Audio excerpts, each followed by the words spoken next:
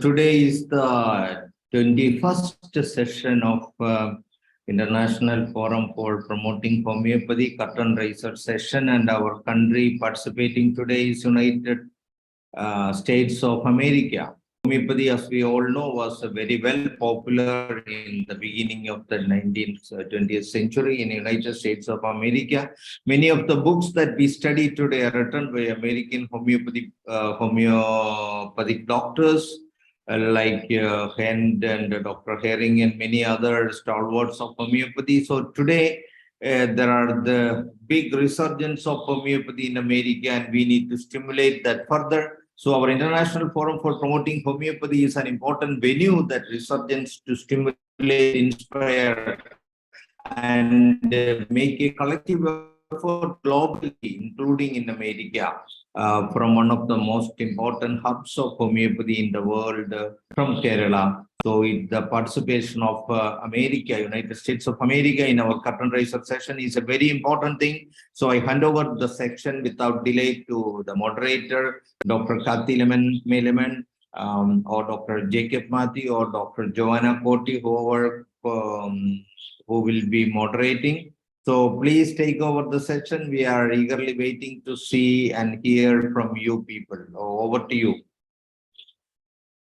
Okay, I'm assuming that I will be allowed to share a PowerPoint and everything as we proceed.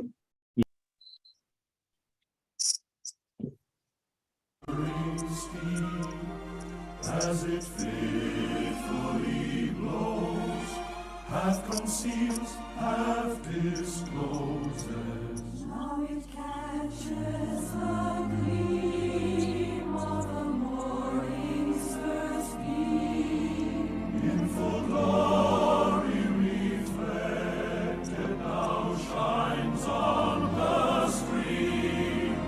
'Tis the stars and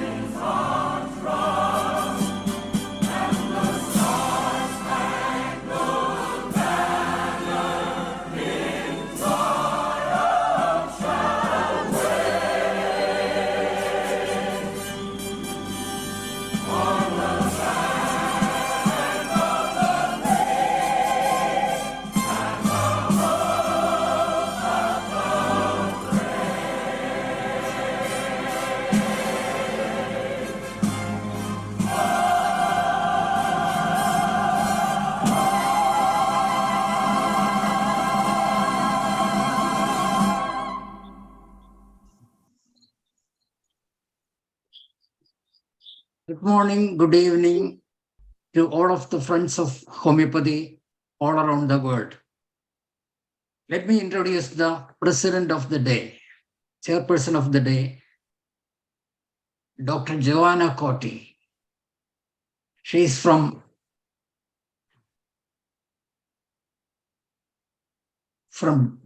Dallas, Texas, in the United States.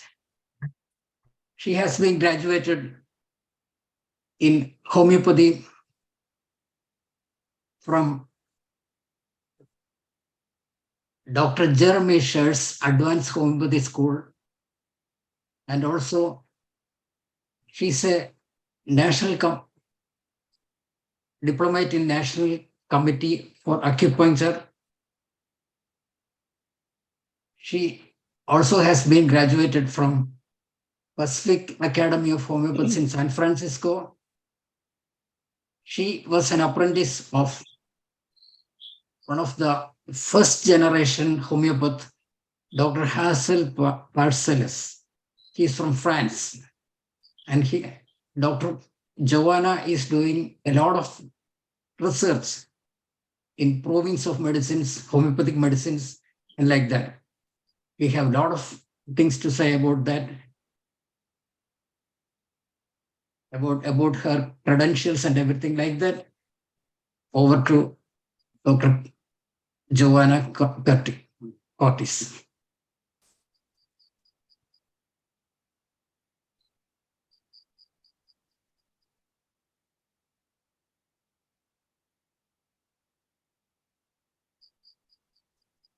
Dr. Joanna, you can take it. Can you hear me? Yeah, sure. Okay, wonderful. Good morning, good afternoon, good evening, everyone. I want to thank all the homeopaths, the homeopathic students, the patients, enthusiasts, and all of those who really appreciate and promote homeopathy. We have all discovered homeopathy in our own way, our own unique way, and that is the power of homeopathy. We are raising awareness to create a homeopathic community, and I am so grateful for Ifph because they have the strength and the vision to birth this new connection, this new community of international homeopaths around the world. The strength of homeopathy is that we all come from different backgrounds. And so we have a saying in America, if you're a carpenter, everything looks like a hammer. We don't have that problem in homeopathy. We have chiropractors, naturopaths, nurses, doctors of Oriental medicine, medical doctors, scientists, or just people who really are committed to learning and working with homeopathy. So we'll never run into the dogma of one way, the only way. We know we have several ways. And I was so excited to hear some of the other speakers from the other countries, because whenever I listen to one person, I go, yes, yes. And then I'd listen to a totally different philosophy and I'd say, yes, yes. We're all here. We're all here to contribute and raise awareness and also expand ourselves, because it all comes down to the homeopath and our perception and our wanting to raise good health for the whole world, for our local communities, for our country, and help each other out as fellow homeopaths. So today, in America, we are in the process of birthing a new way, because homeopathy did have a strong hold. And over the years, homeopaths and holistic practitioners have been truly assaulted. And so just like any act of terrorism, we have all been dealing with that. We've all been healing that. And we've all been moving forward no matter what. And it's interesting because I contacted several homeopaths in America and no one heard about this organization. So, or I would have to say many of them didn't. And so this being involved again is helping me promote the organization and really our true intent to help each other. And by helping each other, we are helping homeopathy. So I have been involved in 3 different provings. And I feel that being involved in a proving is really necessary because you understand the hidden dynamics of a remedy. And you understand that there is so much more than we could ever put into a rubric. And so Hahnemann suggested that the the proving consists of at least 30 people, although in the beginning, with the early homeopaths, sometimes there were only 6. It's important to have all genders involved because a male will experience and prove a remedy differently than a female, depending on what's involved in the time of their life and in time of the proving. You know, if they had just gotten over a serious disease or had a loss in the family or had some unconscious triggers set off, all of these things are part of the proving. And so in a proving, there's a master prover. And like I said, it's really good to do it in a school setting because everyone's already an enthusiast for homeopathy, and everybody gets an intake, a constitutional reading, so that we can see what the original state of the person is and what are the new symptoms that they're experiencing in approving. My first proving was with, I'm going to speak a little bit more about in general approving.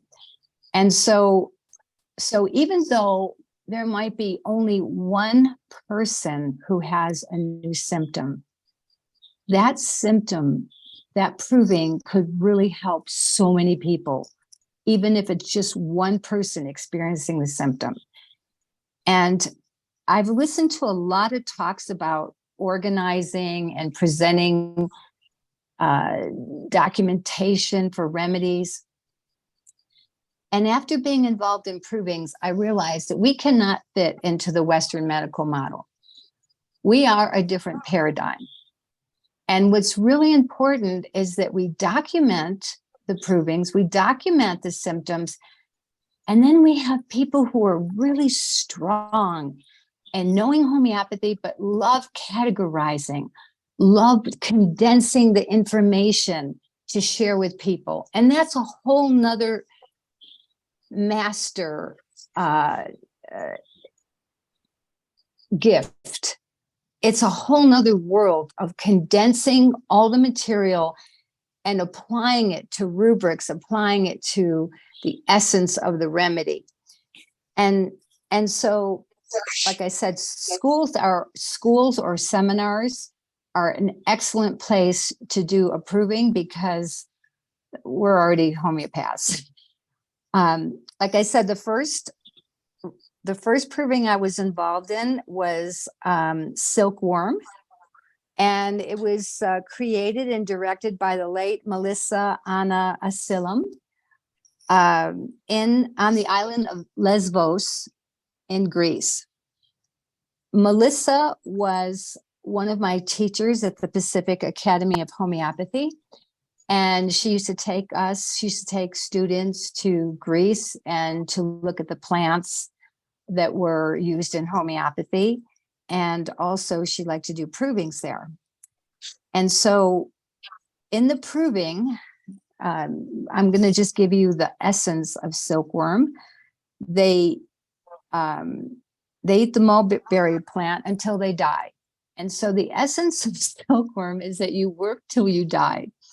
And this remedy is really excellent. You could look into it more, but this remedy is excellent for workaholics who really are driven to work, and they can relax.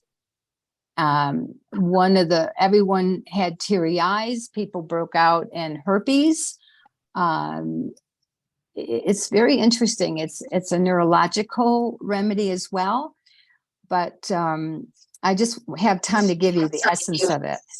The next proving I was involved with was brown pelican. And it was a proving created by Dr. Jonathan Shore in Marin County in California.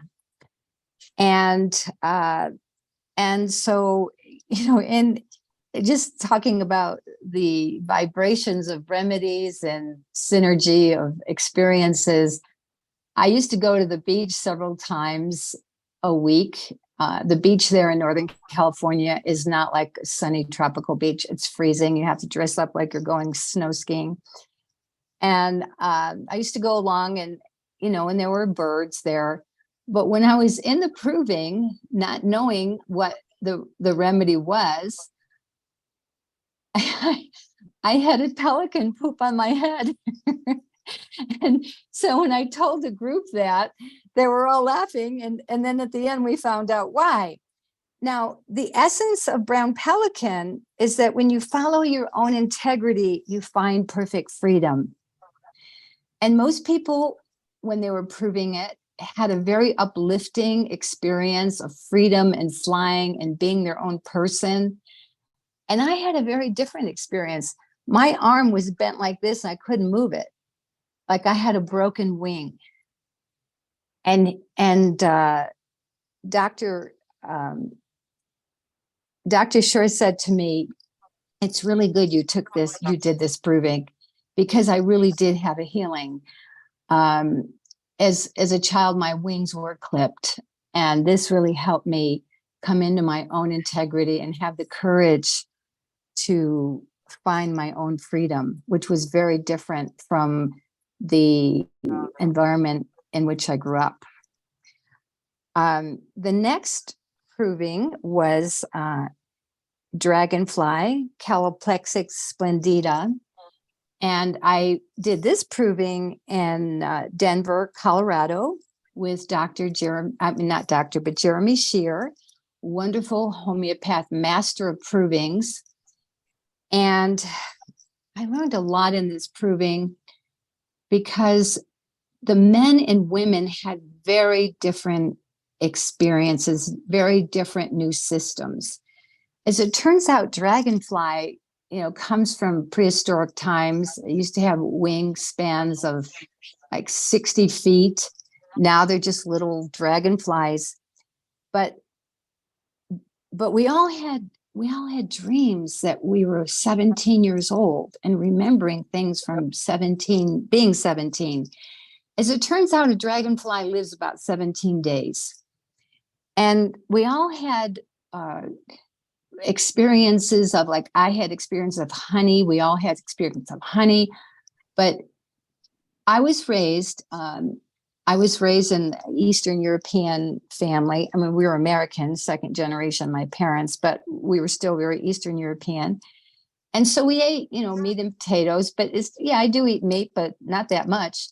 But during dragonfly, I went to the store and bought a rack of lamb and cooked it at 3 a.m. and ate the whole thing. And it turns out that dragonflies are really heavy duty meat eaters, and they're very aggressive. And so some of the men experienced being aggressive, and they were very upset about it. They were actually tearful and said, I hit my horse, I hit my dog. I'm not this way. I don't know what's gotten into me. And so when you do a proving, you really experience the consciousness and the vital force of that remedy. Now, I couldn't figure out what it was, but I thought it was speed or something, because I was buzzing, and I was hyper. And one thing about dragonfly is that it's really good for, we had actually a patient who was born from a mother who was a drug addict. So she was never calm in her own skin. And the mother was on heroin and did cocaine and all these other drugs. The child was given up for adoption at birth. And the woman had a very, very difficult life. She came in to the clinic, and she had OCD. She would arrange all the magazines in order. She would arrange the chairs. And this is what we found out in this proving as well. People were arranging oranges by their size. They were arranging their closets. They were arranging everything. And they had a lot of jaw problems. And dragonfly has very strong jaws. So the people during the proving, their jaws improved. The OCD tendencies were dropped. And our patient, who was like our shining star, she just happened to come into the clinic that day. said for the first time in her life, she was at peace in herself, and now she could be in a relationship because she was so driven, and it healed all the past influences, impact of being born to a heroin addict and a cocaine addict. It was a very, very touching, powerful experience. So I would recommend that everyone in their educational process, whether it's in a formal school or a seminar, participate in approving, because you will understand the dynamic of how remedies work. You will understand that there is so much more than we could ever categorize. And yet that one, like I said, that one person who had that one symptom that no one else had might be the very combination of vital force and pathology and unconscious feelings that many people could profit from.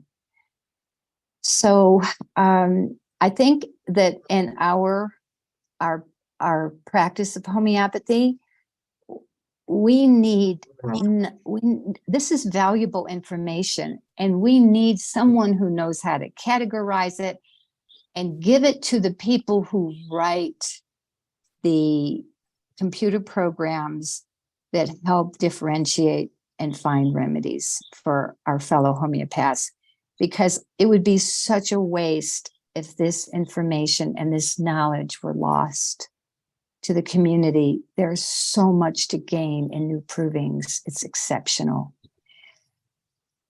So that's what I have to say about about provings and how important they are.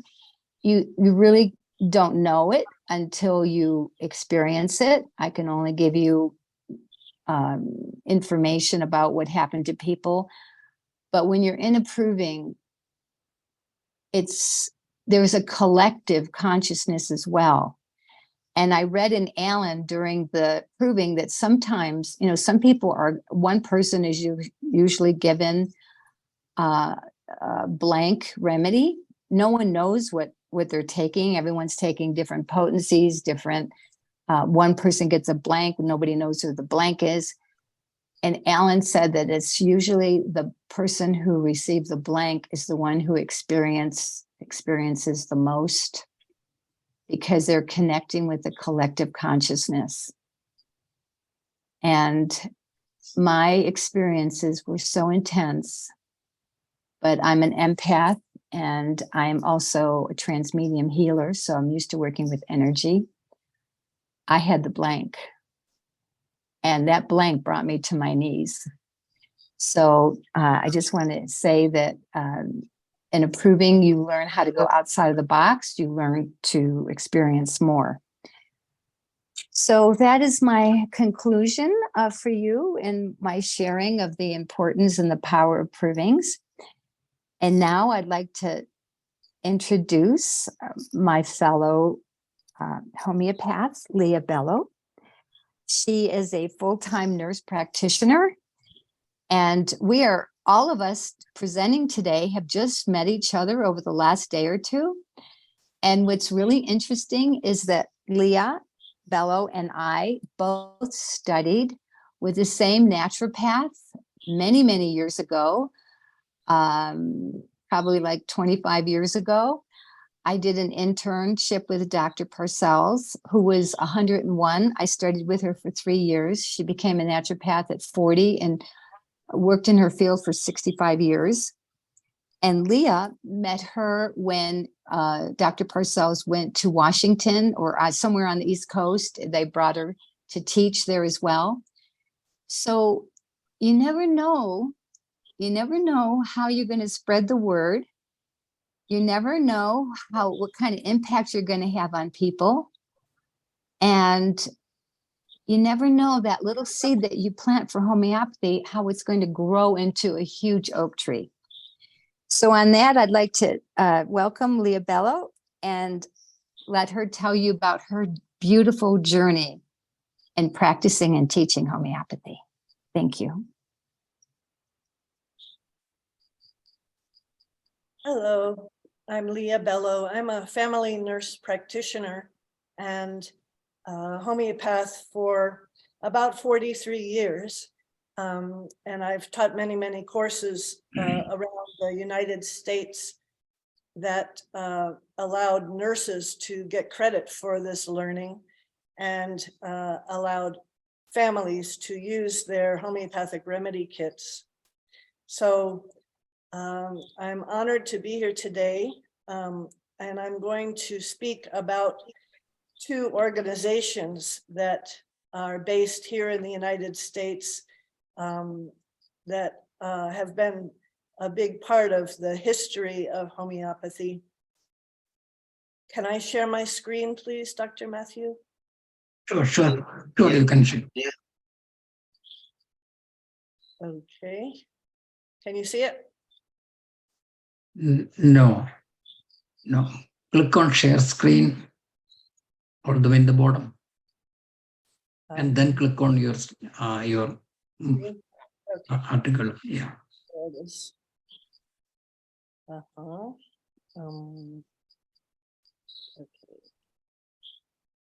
Now, share there. Yeah, good. Yeah.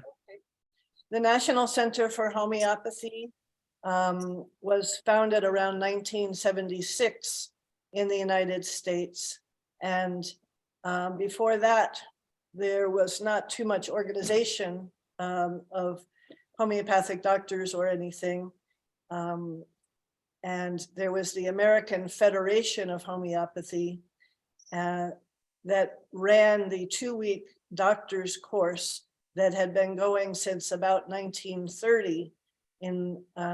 After the fall of homeopathy in America, we had no schools available anymore, no college training for doctors. And so it came down to the old trained MDs teaching the new doctors that wanted to know homeopathy at a 2-week course every summer. And the National Center for Homeopathy is meant to be a consumer organization as well as a place for practitioners to learn more about homeopathy. It is a charitable organization, and the mission is to provide homeopathic education and resources. Over the years, from 1976 on, they've had an annual conference inviting the best homeopaths, and this is one of the main conferences in the United States. They also have a great,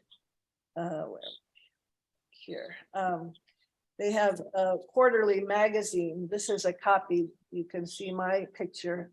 It's called Homeopathy Today. It's kind of a glossy magazine with great articles by very good homeopaths. And it also can be, sold at health food stores. And it's a nice thing to have in your clinic to show patients that homeopathy is kind of mainstream. In this article, in this part of the magazine, the articles are Thriving After Cancer, Childbirth Made Easier, Why Is My Dog Always Sick, Bach Flower Essences. Anyway, each one is a very nice thing to read and show to your patients. At the website of the National Center for Homeopathy, they have a practitioner directory, and a Materia Medica is at the website also. I'm planning to speak at the 2024 conference, which will be in Reston, Virginia on April 19th. And it, for Americans anyway, it costs $75 yearly to be a member of the National Center for Homeopathy. And that includes getting the magazine and having access to the archives for the last 20 years. I've also put the website homeopathycenter.org. And I also wanted to tell you about the Homeopathic Nurses Association. In 1985, I founded and was the first president of the Homeopathic Nurses Association.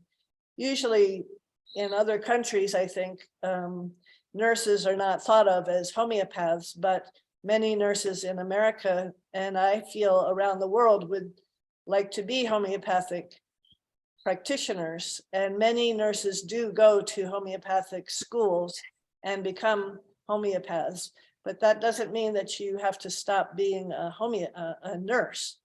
We are nurses. Nurses are trained in a holistic way, and they are very caring people that would like to have a career as a homeopath. So I started the Homeopathic Nurses Association because nurses didn't have any other organization. And the American Institute for Homeopathy wouldn't allow nurses at that time.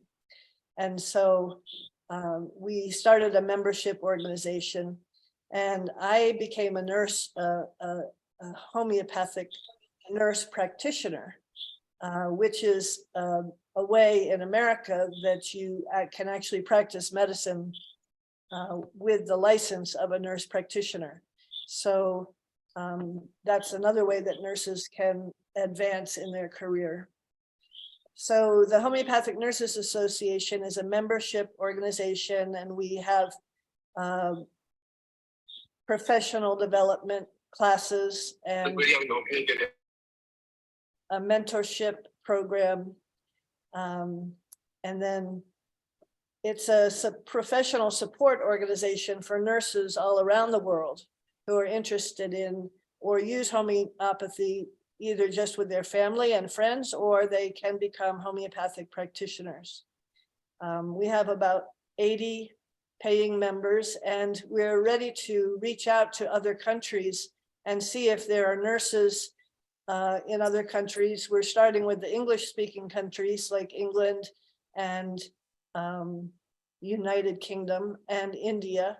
If you know of any nurses who would like to be part of a support organization around homeopathy, please give them the information and have them contact the Homeopathic Nurses Association. And we are serious about nurses being homeopathic practitioners, and many of us have gone on to become certified in homeopathy. So think of those two organizations if ever you're talking to Americans, or you're welcome to join from other countries also. Thank you very much. That's what I'd like to share. And now I'd like to introduce our next speaker, Dr. Kathy M. Lennon, a PhD in homeopathy. She is the founder and director and president of HPWWC, which means Homeoprophylaxis, a worldwide choice for disease prevention. She founded this organization in 2015, and it trains doctors to help families prevent vaccine damage by offering an alternative to immunizations. So she's helped many, many families avoid immunizations. Dr. Lemon was trained in Spain, England, Germany, and Netherlands, and she's registered with the North American Society of Homeopaths. She lives in Texas, and now we'd like to hear her speak. Thank you, Dr. Lemon. And thank you, Dr. Leah. It's a pleasure to be here again, and it's wonderful to be able to be marking 1,000 days of broadcast with the International Forum for Promoting Homeopathy. I'm very honored to be part of this. I'm very honored to be part of the United States, our little presentation here today. I've just got a short little whatever this is called, a PowerPoint that I'm going to share as we move ahead, because we don't have a lot of time. And yeah, Joanna, you've already shared so much, and we still have a little bit more to hear from Dr. Matthew. So I just wanted to, where we are with homeopathy today it's absolutely remarkable, because the world is waking up. The world is realizing that they need, that they deserve to actually be healed from the illnesses that they are being afflicted with, that come upon them. And homeopathy has been promoting this ever since the time of Hahnemann. And on top of that, Hahnemann's principles are based on principles even more ancient than that. And so this is, as we move ahead, this is something that we need to be excited about, motivated about. Homeopathy has a rich history, and let's see if this will work. Has a rich history here in the United States. This wonderful Hahnemann Memorial, which is right in Washington, D.C. It's a tremendous thing, and I think Dr. Matthew's going to talk more about this. This was dedicated in 1900. There is not another memorial like this in the entire world. It's amazing, and when you look at who Hahnemann was, what he offered, what we still have today, as well too. We have in the United States, there's been an ongoing argument against homeopathy. However, it's been told that I think we can stand firm and fast with this, with the fact that homeopathic medicine is not based on a fad. It's not here today, gone tomorrow. But guess what? It is based on truth. It's not going to go away, no matter what the FDA may say, no matter what whoever may say. It's here. And here's version 1. The physician's high and only mission is to restore the sick to health, to cure, as it is termed. Let's remember, let's grab fast, move forward. I think here in the United States, the last statistic I saw said that there was some 6 million people utilizing homeopathy actively, and I think there's a lot more than that. And the numbers are readily and steadily increasing. You need to be very, very excited about this wonderful book, The Organon. We need to know the Organon. There wasn't a book like that until Hahnemann put it together. There has not been a book like it since then. We need to know each word. We need to treasure each aphorism. We need to know the versions, know the 6th edition, which is the one that wasn't even published until many, many years after his death. But it's based all, again, on truth. And just a little bit about the rich history that homeopathy has here in the United States. A lot of places like to attribute it to Herring, to bringing homeopathy over here. But no, it came over a lot earlier than Herring. He was of Dutch descent. His name was Hans Both-Gram. He was actually born in Boston, but he went back to Copenhagen and got his medical training there. He was actually a medical surgeon, but he also got homeopathic training here. And he brought it back here to the United States. The unfortunate thing for Dr. Gram was that his English was not as strong as it could have been. This was about 1825 that he actually brought homeopathy over, and he had a little pamphlet that actually Herring never even saw the pamphlet, but other people had a copy. But homeopathy was established, and thanks to Herring, it moved ahead very, very quickly. There were, by 1900, we had over 22 homeopathic medical schools, more than 100 homeopathic hospitals, more than 1,000 homeopathic pharmacies. And guess what? The American Institute of Homeopathy was established in 1844 and still stands today. It's the oldest medical organization in the United States. Let it be clearly known, the American Medical Association was not established until 1847. And yes, indeed, you can look in the books, it was established in retaliation against the American Institute of Homeopathy because they didn't like it. Because guess what? Homeopathic medicine was working. And it still works today.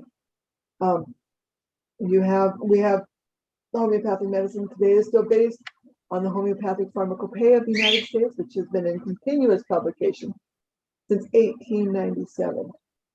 And this is The argument happening today is that homeopathic medicine should be under should be under the same jurisdiction as conventional or allopathic medicine. Well, it was established in 1938 when the FDA was established that conventional medicine is under the jurisdiction of the Pharmacopoeia of the United States. Homeopathic medicine is under the jurisdiction of the Homeopathic Pharmacopoeia of the United States. It says that very, very clearly. You can look this up. It's very, very clearly written that it has no need to be under the jurisdiction of anything other than homeopathic guidelines, because it is homeopathic medicine. It is not conventional medicine. It is inherently safe conventional medicine. And as Dr. Leah referred to, there was established in 1924 the American Foundation for Homeopathy. Now that was, there's a lot of rich history behind that too. That was established to the earliest days in the United States. Homeopaths were also medical doctors. And there grew to be a big argument, should lay people be allowed to practice homeopathic medicine here in the United States? Well, there were those who said yes, and there was those who said absolutely no, they need to have medical training. They've got to have medical training. Well, then was established the American Foundation for Homeopaths, for homeopathy, and that was established for the lay person. And guess what? In 1946, they made this statement, and I think this is something that we need to hold fast and firm and clearly to today. Homeopathy is not so much a separate school of medicine, but a postgraduate extension of medical training. That's what it is. This is what we have with homeopathy.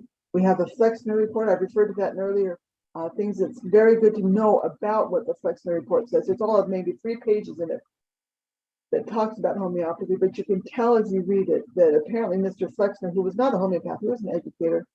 He's not a medical person at all, but he had his sights out against homeopathy, and it's really kind of unfortunate to consider what he was presenting, what is still espoused today as the foundation of modern medicine, because it's really very poorly presenting of homeopathic medicine. Now, we need to understand what homeopathy is. We need to grasp hold of this, because this is what people today are wanting, are demanding. They want to be healed. They deserve to be healed. And we need to remember, as William Osler said, no individual has done more good for the medical profession than Samuel Hahnemann, the founder of homeopathy. We have truth in our medicine. We need to hold on to this confidently as we move ahead. We need to know that this is what people are wanting.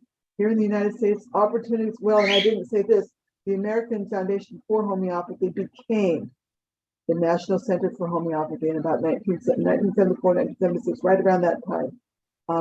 So that is still around today. We have truth on our side. We have homeopathic medicine. We need to have great optimism as we move ahead. And so that is what I will leave with you, because it's just exciting where we're at. So let me introduce then Dr. Jacob Matthew. He graduated from Trivandrum Homeopathic Medical College in India in 1976. He's been practicing homeopathy for the last 44 years, 24 of which have been in Connecticut, right here in the United States. And he won the Samuel Hahnemann Award. I'm not familiar completely with what that award is, but I'm sure it's a good one because it's named after a great man. He received that in 1999, and he was even the former General Secretary of the Institution of Homeopaths in Kerala, and the former Chief Medical Officer for the government of India. Government of Kerala in India. In any case, I'm excited to hear what you have to present for us now, Dr. Matthew.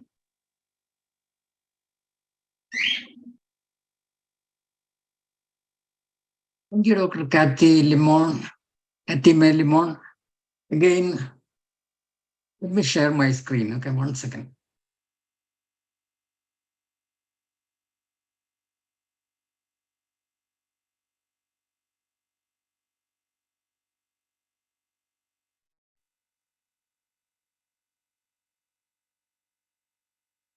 We are going to do a short trip through the whole United States. We are going to visit the landmarks of homeopathy in the United States.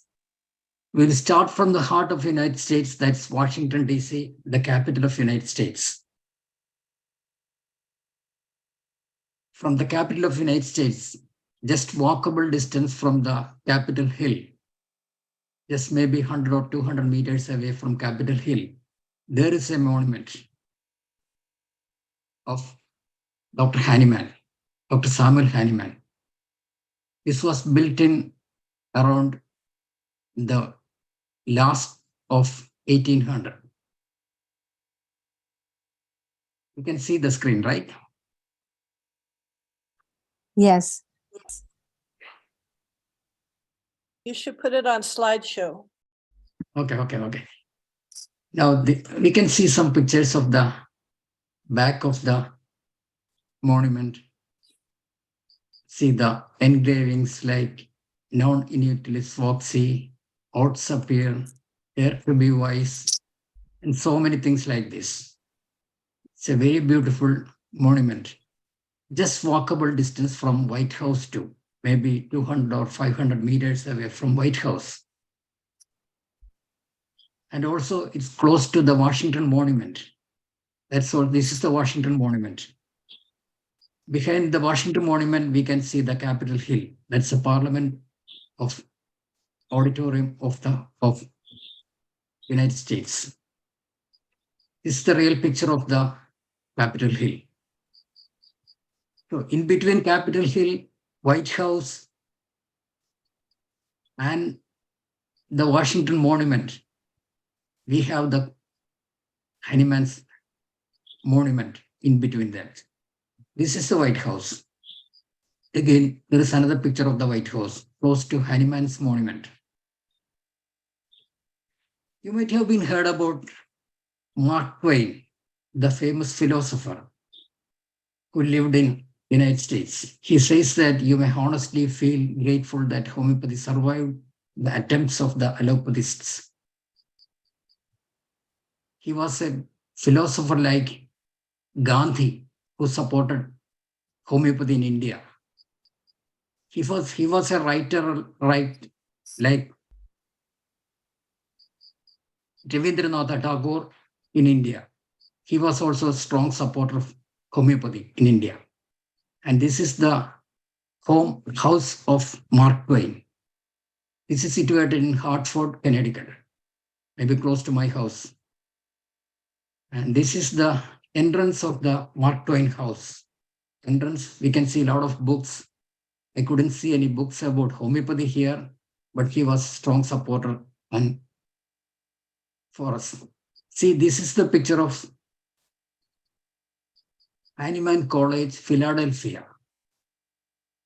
Philadelphia was the capital of homeopathy in the United States, like Calcutta for India. And again, another picture. This is the picture of Hahnemann Hospital.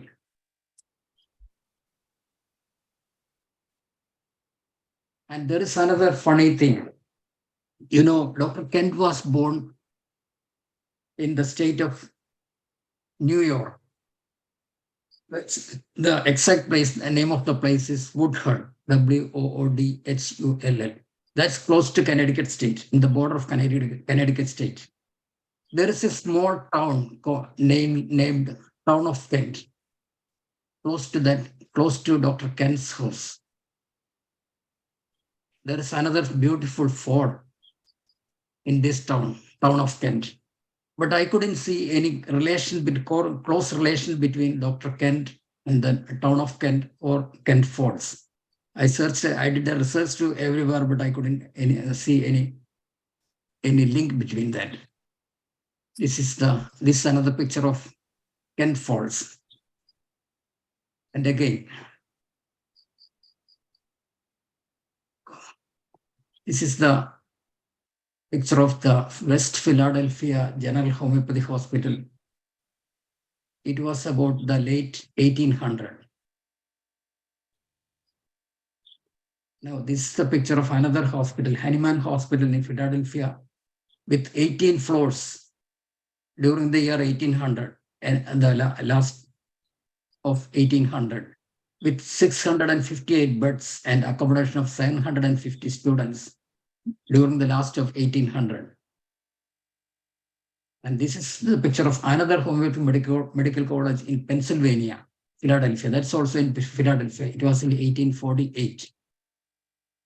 And this is the new picture of a hospital. It's named as Hahnemann University Hospital. We have a Hahnemann University in Philadelphia, but unfortunately, the treatment going on there is allopathy, not homeopathy. But the name of Hahnemann is still there. This was a homeopathy hospital long ago. Long ago means maybe about 75 years back. This is the emergency entrance of this Hahnemann Hospital. Unfortunately, this hospital was closed because of bankruptcy during the year 2020. And there was a big riot and procession and everything like that against the closing of this hospital emergency department. The president candidate Bernie Sanders was in front of the procession and strike to get approved, get back the department. And from we can see some other details of some other schools of homeopathy in the United States. I would say the best school, the number one school in the United States is Los Angeles School of Homeopathy. You can see more details in the Google or whatever. And there is another one. If you want to get more details about the learning programs, schools and everything, you can visit our website. That's jacobmatthew.com, and you can click on links. You will get more information about the schools in the United States. And this is another school.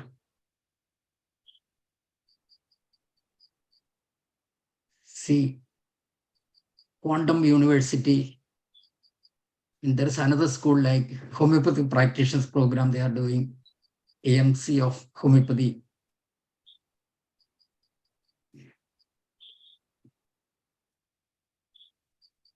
And that's all about my video. I think you like the short video. We have to close the session within 5 minutes. Now let me invite Dr. Rexlin for vote of thanks. Before that, let me introduce Dr. Rexlin. Dr. Rexlin graduated from Sairam Homeopathic Medical College, Chennai during the year 2008. And she's practicing homeopathy in Virginia for the last 10 years. Over to Dr. Rexlin. Thank you, Doctor. Morning. Thank you, everyone, for giving this opportunity. A wide round of applause and thanks to all the participants who made the event a memorable one. I would like to thank Dr. Joanna Cotti and Dr. Kathy May and Leah Bello for their presentation and accepting our invitation and responding immediately when we approached them. I also thank Dr. Jacob Matthew for preparing us and working behind for last 2 days to make this event successful. Finally, I would like to thank all of you and the Ifph President, Dr. Ismail, and Vice President, Dr. Shaji Kudiyat, present, and all. I thank everyone present here for making their time to be with us today and helping us make this event grand success. Thank you, one and all. Over to Dr. Dhanesh. Okay, thank you. Thank you, Dr. Jacob Matthew, Dr. Kathy Milliman, Dr. Giovanna Cortis, Dr. Rexlin, and all other Dr. Elio, and all others who participated and worked, Dr. Leah Bello. and all others who participated and worked for this presentation from United States. And it is very important for us from a country who lead the world today. And your voice is very important for homeopathy. And the people inside United States to stand and talk and create an voice for homeopathy is very important in the coming years. Hope that you will be having more companions in future from that country to join us from around the world, as IOPH is planning to take a leadership for uniting homeopaths from around the world, for establishing and promoting these for every nook and corner of the world, so that every citizen in every country will be able to enjoy the healing potentials of this medicine in the future years to come. So with this, I wind up today's session, thanking you once again. One more important information.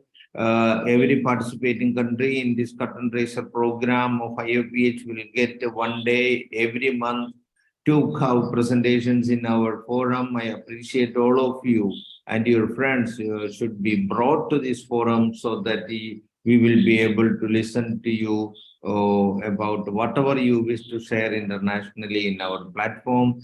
Please contact our webinar coordinators, Dr. Danesh and Dr. Manoj, for all possible needs for coming to our forum. So with this, I wind up. Thank you once again.